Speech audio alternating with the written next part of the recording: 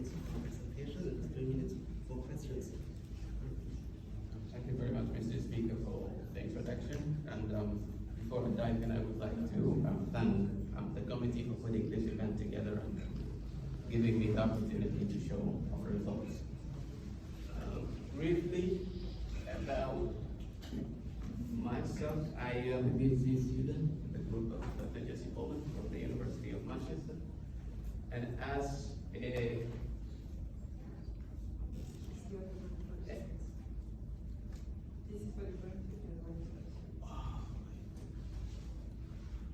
briefly about us as a group, we're interested in nanostructured material for device application, and what we do is characterizing these materials to check the possibility of phasing future devices into nanostructure. And we investigate 3 files mainly, the topological insulators, and recently topological semi-metals, on which I'm going to base my talk today. Namely, the material that I am going to look at is cadmium arsenide, and enough been said already by the previous 2 speakers. But the generic features is a tetragonal crystal structure with a gapless band structure that being demonstrated for this material, and it is semi-metal rather than the semiconductors that we're interested in. And as far as the applications goes, Terahertz emission has been demonstrated on cadmium arsenide nanowires, but that's not what I'm here to talk about today. For generation check Manan stock, which is scheduled in this very room later today. Thin films of this candidate has already been demonstrated to show device application, but one little issue, the tetragonal structure and the symmetry protection makes it very difficult in terms of fabrication to defect control. This is where the nanowires comes in, as it has been shown to form non-symmetric crystals.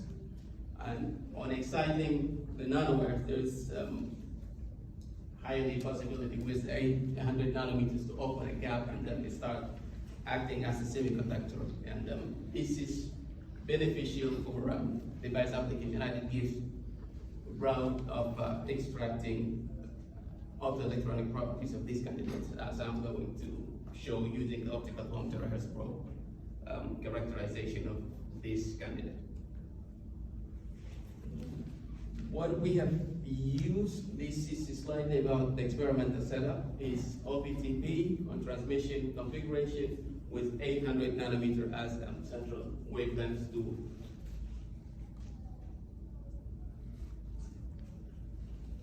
look at on photoexciting semiconductors with above band gap.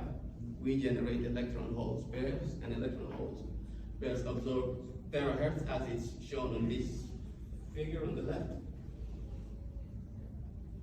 Here, and this is the difference between pump on and pump off. With the pump on, the ensemble is almost transparent, and the terahertz radiation passes through.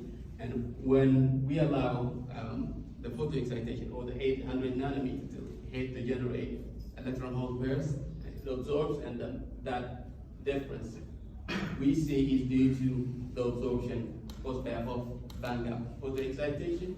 And what we do is now this fractional change is the bit that we use to extract the photoconductivity that we fed the Lorentzian model to extract garbage concentration and the subsequent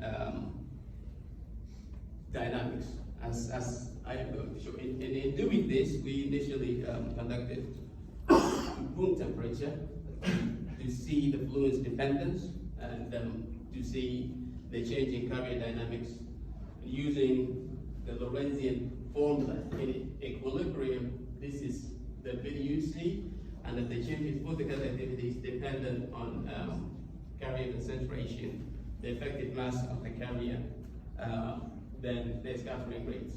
These are mostly material dependent. Then the bit that is playing a major role would be the carrier concentration.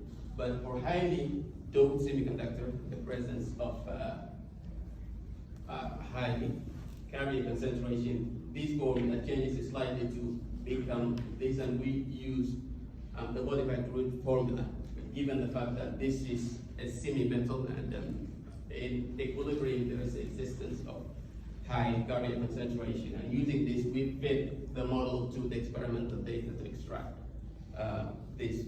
Initially, we run a room temperature measurement, and what I am showing here is the fit of the photoconductivity spectra of two different confluences. And as we can see, the broadening in the confluence or the photoconductivity spectra lifetime is relevant to the scattering rates, whereas the plasma frequency, or where it crosses the axis, is directly related to the carrier concentration.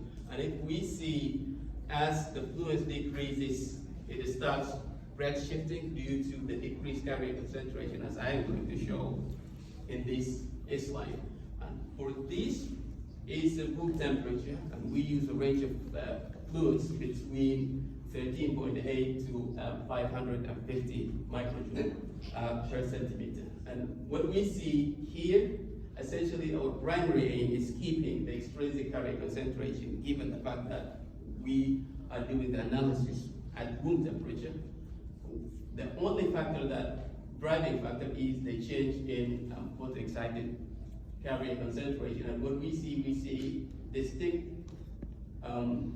two distinct regions for fluences above 100. The change on photoexcited carrier concentration is slight, and as that decreases below 100, we see that drastically decrease. And as a result of this decrease, we would expect that the scattering rates to change, and as a result, the mobility is likely to change, and I am going to show that later on. What I have said about the scattering rates, these are the two types of carriers, electrons and holes, and the scattering rates is almost comparable in this region. And as the scattering rates, as the carrier concentration decreases as a function of a pump fluence, we see the scattering rates decrease with it, and that is what causes a difference in the photoconductivity lifetime, as we see the broadening here, like I said, and narrowing then the redshifting of the plasma frequency towards lower frequencies. Second, we also examine the temperature dependency in a range of temperatures between 300 and 5 Kelvin for a single photoexcitation fluence of 275 microjoule per centimeter square. And what we see as the temperature decreases, the extrinsic carrier concentration decreases with it up until 80. And this is due to the thermal deactivation of carrier in the valence band. We get to a point where the photon energy is so low to photoexcite carrier concentration above the band gap, then it starts increasing again, showing what it seems to be a metallic response rather than the semiconducting response of interest that we're looking for. It started at about 50, then peaked at 30 Kelvin, then it started flattening out as the temperature decreases.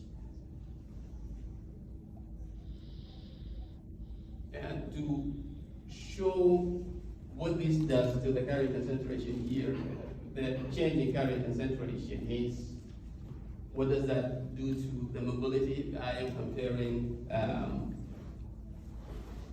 room temperature mobilities with the temperature dependent mobilities on these figures. And as the fluence decreases, we see the carrier mobilities of both types of carrier, electrons and holes, tend to increase to reach the highest value at the lowest frequency, and this is due to the decrease in scattering rates.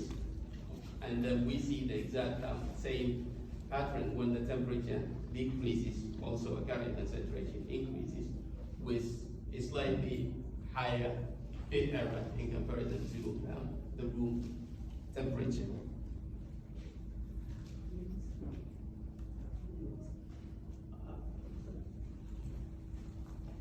In showing the results, I hope that I convinced you on photo excitation of cadmium arsenide nanowires. There is a two-quasi-Fermi distribution set up within the nanowires. This is particularly interesting in device application, as this allows us to extract the carrier dynamics. Hence, we have a thorough understanding of these materials before we base devices on these nanostructures or the nanowires per se. And also a combination of extremely high carrier concentration. I've shown 10 to the power of 17 per centimeter cube for both electrons and holes, and also ultra high carrier capability at room temperature, rendering these materials are quite interesting in future device application. And with that, I would like to thank my group for their input in this work, and I would specifically like to also thank our collaborators, my group here at the University of Oxford, at whose lab these measurements were taken, and Thorsten for fabricating these nanowires for us. And I would also like to thank my funding partners. What I have shown today is partial results, but as a group, that's not all we do. Our group is also big.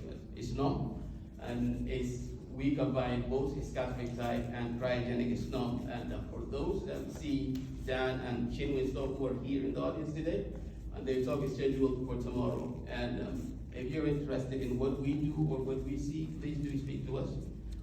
Or we have my supervisor, Jesse, who's also in the audience today, or whose details are also given down here. And with that, I would like to thank you for your attention.